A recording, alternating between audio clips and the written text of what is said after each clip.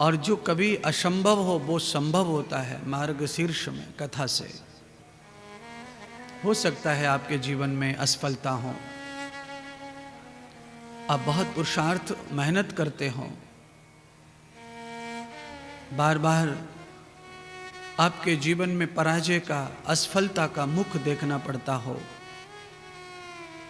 तो उसके लिए श्रीमद् भागवत कथा मार्गशीर्ष में आप नियम पूर्वक श्रवण करते हैं तो आपको विजय पाने में, सफल होने में बहुत मदद प्राप्त होती है। आप सब क्या, हम सभी स्ट्रगल कर रहे हैं, हम सभी प्रयासशील हैं, उपलब्धियों के लिए हम लोग सभी मेहनत करते हैं। किसी को उपलब्धि हो जाती है और कई लोगों के हाथ से उपलब्धि निकल जाती है, मुंह तक आते आते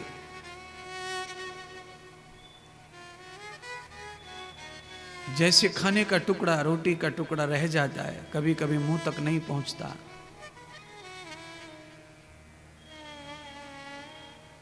ऐसे ही सफलताएं भी हमारे जीवन में आती आती रह जाती हैं। कभी कभी बादल बहुत गरजते हैं, काली काली घटाएं बुरी तरह छाई रहती हैं, रात के क्या दिन के 12 बजे अंधेरा हो जाता है, इतना भयंकर बादल आता है और इस तरह गरजता है मानो कि गांव के गांव बह जाएंगे। आधा घंटा निकलता है कि एक बूंद धरती पर नहीं आती, वो कहीं और जाके बरस जाता है। आया आया और गया गया। आदमी का अंदाज फेल हो जाता है, उसकी सोच झूठी पड़ जाती है, भविष्य भी झूठे पड़ जाते हैं। जो हमारा मन बुद्धि कह रहा था वो भी झूठा पड़ जाता है।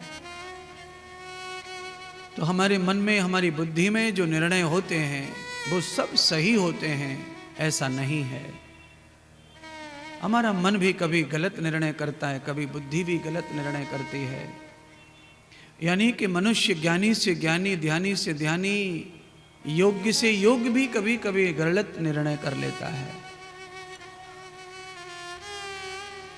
समय पर ठीक निर्णय हो मेरे जीवन के उत्थान के लिए, उसके लिए हमें चाहिए कि हमारे मन को, हमारी बुद्धि को, हमारे चित्त को, हमारे विवेक को हम संतुलित करें। कैसे होगा संतुलित? तो आइए, आपका विवेक संतुलित हो, आपकी बुद्धि संतुलित हो, आपका मन संतुलित हो, आप संतुलित जीवन के कल्याण के लिए निर्णय कर पाएं, उसके लिए आकर इस कथा पांडाल में बैठिए और 7 दिन लगातार श्रीमद् भागवत का ज्ञान ग्रहण कीजिए। अनेक दृष्टांत, अनेक कथाएं ऐसी होंगी जिन्हें सुनकर के आदमी के जीवन में एकदम नयापन आता है, एकदम नयापन। सारा पुरानापन, सारी जर्जरता नष्ट हो जाती है और आत्मबल, बुद्धि बल, मन बल, शरीर बल, अर्थ बल, समाज बल सब एक साथ बढ़ता है। तो आवश्यक है कि समाज बल बढ़े, आत्मबल बढ़े, मन बल बढ़े, बुद्धि बल बढ़े, और आप सब लोग यही चाहते हैं। बुद्धि बल बढ़े इसीलिए हम लाखों रुपए खर्च कर रहे हैं, कॉलेज जाते हैं, स्कूल जाते हैं, गुरुकुलों में जाते हैं, पाठशालाओं में जाते हैं। शरीर बल बढ़े इसीलिए हम लोग जिम जाते हैं, पार्क में जाते हैं, गार्डन्स में जाते हैं, दौड़ते हैं, भागते हैं, व्यायाम करते हैं। समाज बल बढ़े इसलिए समाज में अच्छे अच्छे काम करते हैं। आत्म बल बढ़े इसीलिए हम लोग कभी कभी अनुष्ठान, पूजा, ध्यान, साधना करते हैं। अर्थ बल बढ़े उसके लिए रात दिन मेहनत पुरुषार्थ करते हैं, कहीं से कहीं जीवन जीते हैं। देश क्या, विदेश क्या, राज्य क्या, पराज्य क्या, घर बार छोड़कर कहीं भी चल पड़ते हैं धन के लिए, अर्थ के लिए। तो हम, इसका मतलब हम सब चाहते हैं कि हम अर्थवान हों, धनवान हों, ज्ञानवान हों, बलवान हों, आत्मबल हो, बुद्धि बल हो, मानसिक बल हो, सब चाहते हैं। सबकी इच्छा है। और क्यों नहीं चाहें, चाहना ही चाहिए। मानव का जन्म मिला है, मानव योनि में आए हैं, तो ये आवश्यक है कि हमको ये बल प्राप्त हो, ये शक्ति प्राप्त हो। हम जिधर से निकल जाएं उधर लोग राम राम करें, हमें देखकर लोग खड़े हो जाएं, अपना आसन छोड़ दें, ऐसा समाज बल चाहिए, समाज प्रतिष्ठा चाहिए, सबको चाहिए। पर क्या है अपने पास? क्या लोग समाज में अपने को इस तरह देखते हैं कि हमें देखते ही खड़े हो जाएं, राम राम करें, जय श्री कृष्ण करें, नमस्ते करें, अभिनंदन वंदन करें, स्वागत करें? क्या ऐसा जीवन हमारा है? थोड़ा थोड़ा सबका है। कितना आत्मबल है? थोड़ा थोड़ा सबके पास है। कितना बुद्धि बल है? सबके पास थोड़ा थोड़ा है। शरीर बल कितना है? सबके पास थोड़ा थोड़ा है। इतना है कि भाई अपना ऊपर सोना है कमरे में, तो सीढ़ियों पे चढ़ने का बल तो है, धीरे धीरे अपन चढ़ी जाते हैं, उतर आते हैं। पर क्या इतना शरीर बल से काम चलेगा? अचानक कभी कोई पागल कुत्ता पीछे पड़ जाए, कोई पागल आदमी पीछे पड़ जाए, अचानक आंधी तूफान बाढ़ घेर ले, तो शरीर बल इतना तो चाहिए कि हम आपत्ति काल से बच निकले। तो वो कैसे मिलेगा, कहां से आएगा? तो सब कुछ आपके अंदर ही है, उसे हमें धीरे धीरे पनपाना है, प्रकट करना है। और वो प्रकट करने का जो ज्ञान है वो भागवत में उद्दित है, वो मैं आपको 7 दिन तक सुनाऊंगा, जिसे श्रवण करके बड़े बड़े चक्रवर्ती राजा धन्य हो गए, बड़े बड़े ऋषि धन्य हो गए, नारद जैसी शख्सियत धन्य हो गई, ब्रह्मा जैसे सृष्टि विधाता परम शांति को प्राप्त हो गए, भक्ति जैसी कल्याण करने वाली देवी आनंद से झूमने लगी, ज्ञान और वैराग्य जैसे सूर्य के समान तेजस्वी हो गए बालक। तो मैं चाहता हूं कि जब ज्ञान और वैराग्य दोनों सूर्य के समान तेजस्वी हो गए, तो आप क्यों नहीं हो जाएंगे भागवत से? आपको भी इसी भाव से कथा श्रवण करनी है कि आपके अंदर सोई हुई भक्ति जग जाए, आपके अंदर सोया हुआ ज्ञान जग जाए, आपके अंदर सोया हुआ वैराग्य विवेक जग जाए, आपके अंदर सुषुप्त पड़ा हुआ मुक्ति का सोपान जागृत हो जाए। आप मुक्ति पथ के गामी हैं।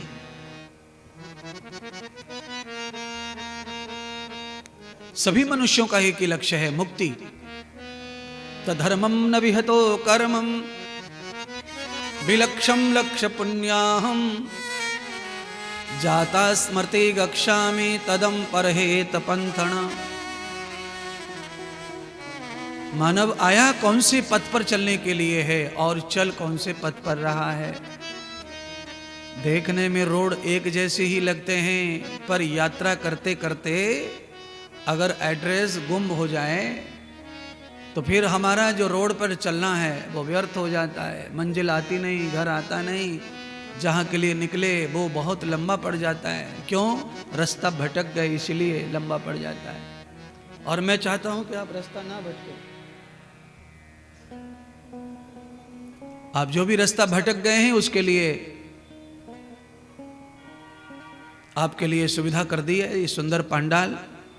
यजमान पैसा खर्च कर रहे हैं, अपना पुण्य लगा रहे हैं कि हमारे बिहार का कल्याण हो, हमारे छपरा का कल्याण हो, हमारे क्षेत्र का कल्याण हो। ये भाव उनके अंदर पैदा हुआ और आज ये वर्षों के बाद ये भक्ति, ये भाव आज प्रकट हो गया, आज साक्षात हो गया और आज कथा प्रारंभ हो गई। आइए एक बार घन घना के तालियां बजाइए यजमान जी के लिए।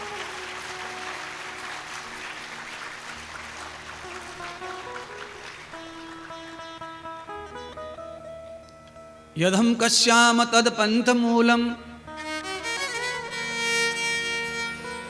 तेरा कौन सा मार्ग है? कौन से मार्ग के लिए तेरा जन्म हुआ है? क्या मार्ग का उद्देश्य है? बिहार के लोगों से ज्यादा कौन जानता है? यहाँ बेहद सत्संगी लोग, बेहद ज्ञानी लोग, बेहद तार्किक लोग, बेहद वेदांती लोग बिहार में रहते हैं। अगर साधु मंडली में गिनती की जाए तो बिहार के लोगों की मंडली बड़ी पड़ेगी साधुओं में भी। साधु भी बहुत, बिहार का मानस साधु बहुत है, सन्यासी बहुत है, पुरोहित्य कर्म, पांडित्य कर्म बिहार का आदमी बहुत करता है। तो ज्ञान की तो कमी नहीं लग रही है। बड़ी बड़ी पोस्ट पर पूरे देश में बिहार के युवा हैं, बड़े बड़े नेता बिहार के लोग हैं। पर एक बड़ा अफसर हो जाना, बड़ा नेता हो जाना या बड़ा सत्संगी वेदांती हो जाना, इस बात का प्रमाण नहीं है कि आपका जीवन कल्याण के पथ पर चल पड़ा है। नहीं। क्यों? न जाने कितने ग्रंथ के पढ़ने वाले, कितने लोगों को ग्रंथ कंठस्थ हैं, पर उनके जीवन में कल्याण की तो बात छोड़ो, थोड़ी सी शांति भी नहीं है। क्यों? नस्तम आचरतम भवेतः। कंठ तो है, याद तो सब है गीता, पर आचरण एक श्लोक का भी नहीं है। अगर कोई बोलने लगे तो शांति मंत्रों से, स्वस्ति वाचनों से लेकर के न जाने वेद के कितने मंत्र बोल दे पंडिताई में, पर शांति नहीं है। क्यों नहीं है? कि नत्तम आचरणम भवेतः, आधे में मंत्र का भी आचरण नहीं करते। इसीलिए पोथी पढ़ पढ़ जगमुआ पंडित भयान कोई। आप ग्रंथ पढ़ते ही तो उसे ज्ञान तो बहुत होता है, सूझबूझ भी पैदा होती है। तो क्या हमने उस सूझबूझ का आचरण किया, लाभ लिया? अगर नहीं लिया तो लाभ भी नहीं होगा, तो लाभ नहीं होगा। क्योंकि लाभ पाने के लिए, बड़े होने के लिए एक तो संघर्ष, एक संतोष और एक धैर्य और एक पुरुषार्थ, इन चार चीजों का होना आवश्यक है। महात्मा बुद्ध कहते हैं अपने शिष्य आनंद को, अगर तुम्हें बड़ा होना है तो चार चीजों का पालन करो। एक महात्मा समझा रहे थे एक शिष्य को, उसका भी यही दुख था कि गुरुजी मैं बड़ा नहीं बन रहा हूं, मैं सब कुछ करता हूं पर बड़ा नहीं हो पा रहा। तो महात्मा बुद्ध ने कहा कि एक बार एक बीज जो है मिट्टी में दब गया,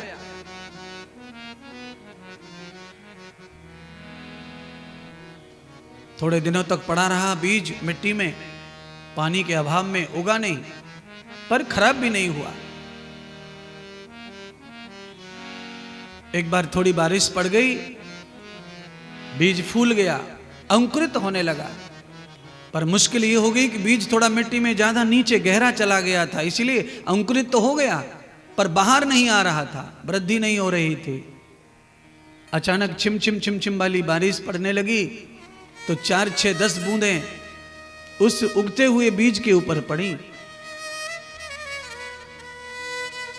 बीज ने पानी से कहा, आपने मेरे ऊपर कृपा कर दी, मैं तो मिट्टी के बीच में कोशिश कर रहा था पर मिट्टी से बाहर नहीं आ रहा था, आपने प्रभाव डाल दिया।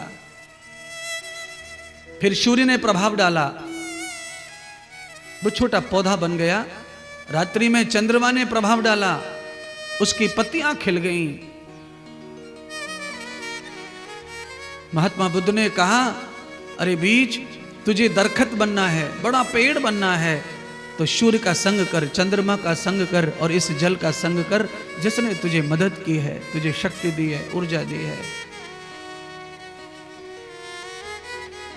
और चौथा, धैर्य का पालन कर, संतोष रख, एक दिन तू बड़ा बनेगा। तो मैं आपको बताना चाहता हूं, सत्संग रूपी जल की बूंदें आपके जीवन रूपी बीज पर पड़ जाएं तो आपका जीवन चाहे जितना भी गहरा गड्ढे में पड़ा हो वो बाहर आएगा। और साथ में ज्ञान का प्रकाश, यानी सूर्य का प्रकाश ज्ञान के तरह, सत्संग की तरह। चंद्रमा माने कि आप कोई भी आचरण मन में धारण कर लें, शांत प्रवृत्ति को, और इनका संग करें तो आपको बड़े होने से कोई रोक नहीं सकता है। क्यों? सृष्टि पे बड़ा होने के लिए सत्संग की बहुत आवश्यकता है। मां बच्चे से सत्संग करती है, क्या बच्चा जवाब देता है? नहीं देता है। 4 महीने का बच्चा जवाब कैसे देगा? वो तो गोद में पड़ा पड़ा मां को सुनता रहता है। कभी कभी जवाब के रूप में हंस देता है, कभी कभी रो देता है, पर माँ फिर भी उसे कुछ न कुछ कहती रहती है, कहती रहती है, कहती रहती है। उसका परिणाम होता है कि बच्चा जब साल भर का होता है तो बच्चा माँ के कहे हुए वचनों को बोलने लगता है, समझने लगता है। बच्चा बड़ा होता है, फिर उसके पिता के साथ संवाद होता है, कुछ बातें पिता कहता है, बच्चा वो भी समझने में असमर्थ होता है। पर 1-2 साल निकलते निकलते पिता की बातों को भी समझ करके वह अपने जीवन को उस पर ढालने लगता है। फिर टीचर मिलता है, टीचर के साथ में बच्चा संवाद करता है, टीचर की बातों का भी जवाब देने में असमर्थ होता है, पर उसी टीचर की बातों को सुन सुन करके वो किताब का कीड़ा बन जाता है और किताब में जो लिखा पढ़ा टीचर ने सिखाया वो सब उसको आता है और एक दिन वो भी टीचर ही बन जाता है। ऐसे ही आप चाहे जो भी हैं, आपको क्या समझ में आता है क्या नहीं आता है वो छोड़ दीजिए, केवल आइए क्लास में बैठिए, सत्संग में बैठिए, कथा में बैठिए। महात्मा पधारे हैं, आप इनकी आवाज को सुनिए मात्र। धीरे धीरे 7 दिन में आपके अंदर से भी ये बम फूटने लगेंगे, ज्ञान के ज्वार भाटा निकलने लगेगा। आपकी बुद्धि भी, मन भी, आपका चित्त भी, आपके सामाजिक दायरे भी बड़े हो जाएंगे। 7 ही दिन में आपको फर्क नजर आएगा। 7 दिन में दायरा बड़ा हो जाता है। और मैं आज ही लिख के दे सकता हूं, 7 दिन लगातार जो व्यक्ति आएगा सत्संग में, उसका सामाजिक दायरा बढ़ेगा। जिनको वो जानता नहीं था, पहचानता नहीं था, उनके साथ उसकी पहचान होगी, जान पहचान होगी, उसका मैत्रीता बढ़ेगी, सामाजिक प्रभाव बढ़ेगा। समाज में सबसे अच्छा कर्म है ये सत्संग कथा, सबसे अच्छा ये महान यज्ञ है। और ऐसा यज्ञ है कि इसका फल भोग भोग भोग भोग के जन्म ले ले के भी आप नष्ट नहीं कर सकते। आप जितनी बार जन्म लेंगे उतनी बार कथा का फल आपके साथ ही रहता है, ये कभी नष्ट नहीं होता है। आप यज्ञ करेंगे उसका फल मिलेगा, भोग करेंगे खत्म हो जाएगा।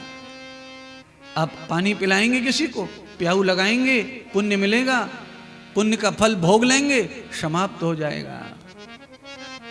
आप दान करेंगे, दान का शुभ फल मिलेगा, पर भोगने के बाद वो भी खत्म हो जाएगा। केवल ये भक्ति फल, ये ज्ञान दान ऐसा है, ये नष्ट नहीं होता है। या ते बलम फलम सुखश्च यश्चम भोग त्रभ्यते। करोड़ों बार भोग लीजिए, करोड़ों बार फल भोग करके भी भागवत का फल नष्ट नहीं होता। इसीलिए नष्ट न होने के कारण ही ये फल पितरों को प्राप्त हो जाता है। जो फल तुम्हारे लिए भोग में आ जाए वो खत्म हो जाएगा, पितरों को नहीं मिलेगा। पर श्रीमद् भागवत कथा पितरों को क्यों प्राप्त हो जाती है? क्योंकि इसका फल आपको, आपके बच्चों को और आपके पीछे जो चले गए दुनिया से ब्रह्म के पास, उनको भी प्राप्त हो जाता है। क्योंकि ये अजन्मा फल है, अनंत फल है, अनन्य फल है। आपके भोगने के बाद भी आपके मरे हुए को भी प्राप्त होता है, ये बड़ी बात। आप श्राद्ध करते हैं, तर्पण करते हैं, सब करते हैं, पर वो फल कितना प्राप्त होता है मरे गिरे को नहीं पता। पर याशम भागवतम तुष्टाम, आनंद के साथ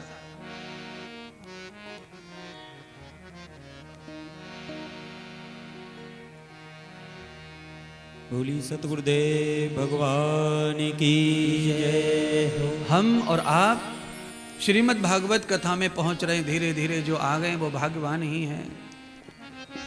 और मैं इतना चैलेंज कर सकता हूं, जिन्होंने जीवन में कभी भगवान के प्रति, कथा के प्रति, मंदिर के प्रति आस्था नहीं की है, वो 7 दिन में पूरे भगत हो जाएंगे। क्योंकि सच्चाई के सामने सबको घुटने टेकने पड़ते हैं। ये आडंबर नहीं है, पाखंड नहीं है, तावीज बांटने वाला बाबा नहीं है, ये गंडा बनाने बाबा नहीं है, ये झाड़ू फूक मारने वाला बाबा नहीं है, ये तुम्हारी फूक को शुद्ध करने वाला बाबा है। तुम्हारे पेट में जो बर्राटे मारते ना फुक्का, ये सब शुद्ध करने वाला बाबा है। ये पवित्र कर जाएगा तुम्हारे जीवन को।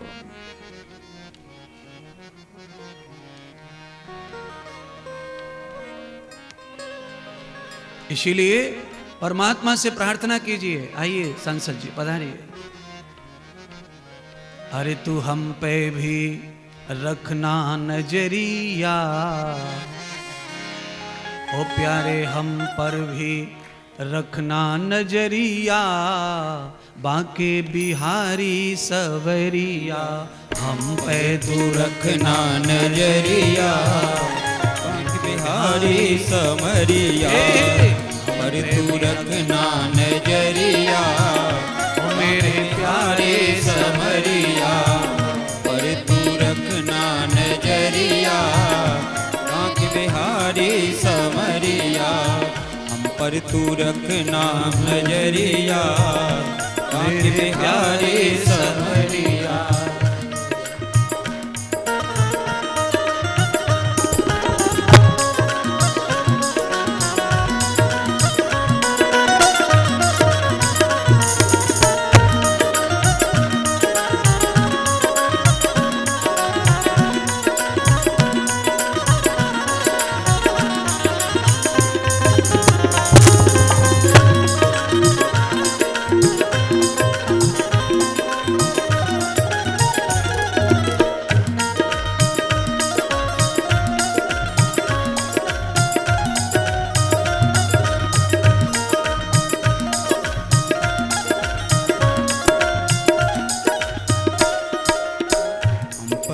रखना नजरिया मेरे गिरधर समरिया, पर तू रखना नजरिया मेरे गिरधर समरिया, प्यारे सवरिया मेरे प्यारे सवरिया, प्यारे समरिया मेरे प्यारे समरिया, हम पे तू रखना नजरिया प्यारे सवरिया, हम पे तू रखना नजरिया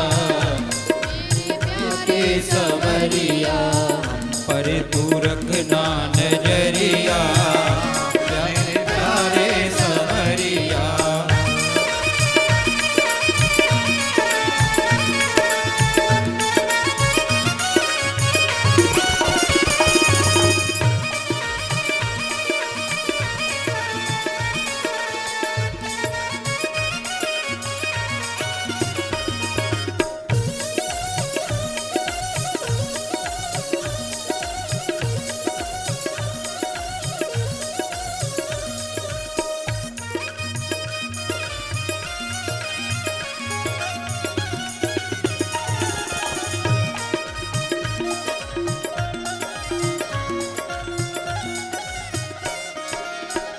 चंचल मन कहीं भटक न जाए, चंचल मन कहीं भटक न जाए, चंचल मन कहीं भटक न जाए, चंचल मन कहीं भटक न जाए, भटक न जाए भटक न जाए, भटक न जाए भटक न जाए, चंचल मन कहीं भटक न जाए, चंचल मन कहीं भटक न जाए, माया की देखिए बजरिया, माया की देख कर बजरिया मेरे गिरधर समरिया, माया की बजरिया मेरे गिरधर समरिया, गिरधर समरिया मेरे प्यारे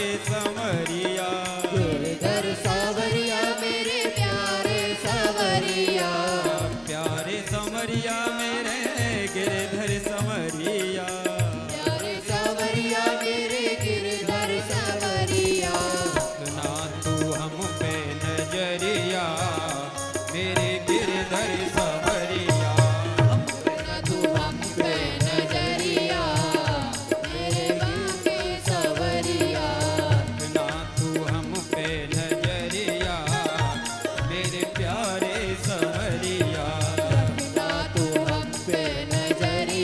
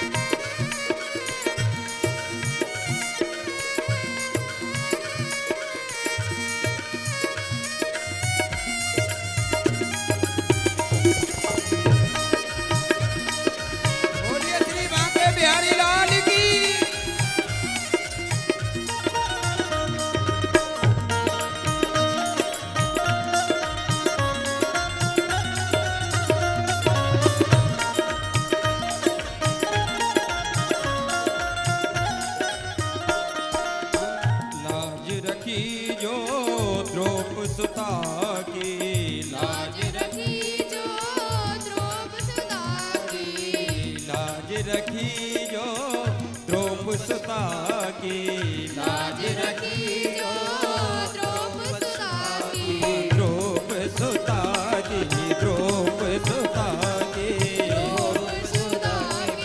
द्रौप सुता की लाज रखी जो द्रौप सुता की लाज रखी जो द्रौप सुता की हमरी भी ले लो खबरिया हमरी भी ले लो खबरिया मेरे प्यारे समरिया मेरी भी ले लो खबरिया मेरे प्यारे सवरिया हमरी भी ले लो खबरिया मेरे प्यारे समरिया मेरी भी ले लो खबरिया मेरे प्यारे सवरिया प्यारे समरिया मेरे प्यारे समरिया प्यारे समरिया मेरे प्यारे सवरिया प्यारे समरिया मेरे प्यारे समरिया प्यारे सवरिया मेरे प्यारे सवरिया रखना तू हम पे नजरिया मेरे प्यारे समरिया रखना तू हम पर नजरिया मेरे प्यारे सवरिया रखना तू हम पे नजरिया मेरे गिरधर समरिया रखना तू हम पे नजरिया मेरे गिरधर सवरिया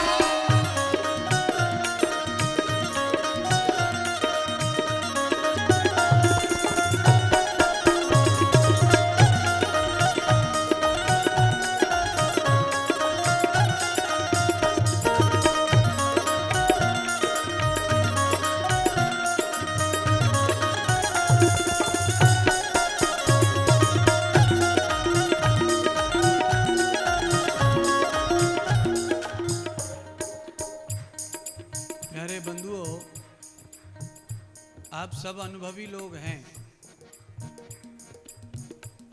आपको जवाब देना है। नाव नदी में चल रही हो और एक साइड में ज्यादा लोग खड़े हो जाएं तो नाव झुक जाती है, और नाव जब झुक जाती है तो डूबने का खतरा बढ़ जाता है। ऐसा पंडाल में हो रहा है, बैलेंस बिगड़ रहा है, एक तरफ ज्यादा हो रहा है, एक तरफ कम हो रहा है। अरे थोड़ा हिला लो डुला लो, मछली छूट जाए तो छूट जाए, बकरा छूट जाए तो छूट जाए।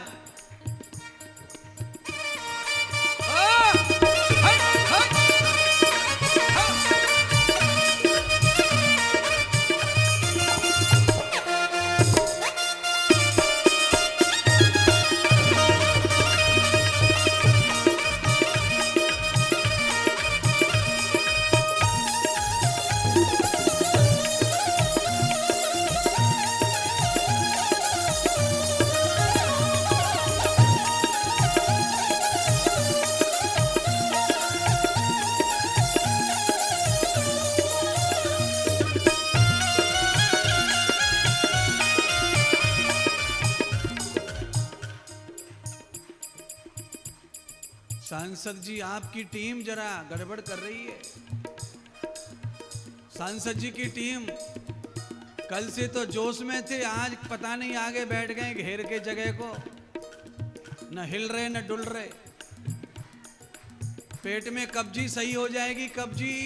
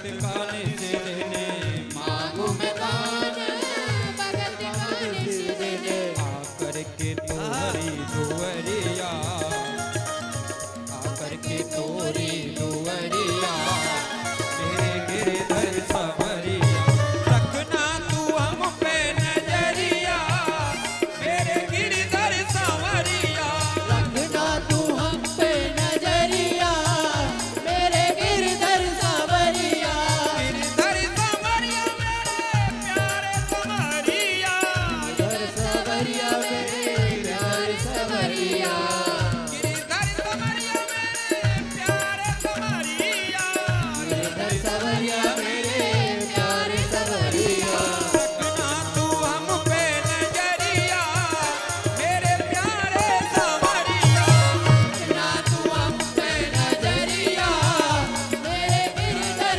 सावरिया रखना तू हम पे नजरिया मेरे गिरधर सवरिया रखना तू हम पे नजरिया मेरे गिरधर सावरिया रखना तू हम पे नजरिया मेरे गिरधर सवरिया रखना तू हम पे नजरिया मेरे गिरधर सावरिया गिरधर सवरिया मेरे गिरधर सावरिया गिरधर सवरिया मेरे गिरधर सावरिया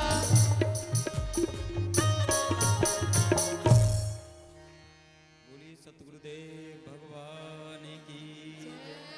बोलिए श्री बांके बिहारी लाल की जय भावकृशं न भवते स्मृति मनोरगतं तन्न भूतश्चत्मनाः। भगवान श्री सूत जी ने सौनक आदि 88,000 ऋषियों को पावन भागवत कथा का श्रवण कराना प्रारंभ किया।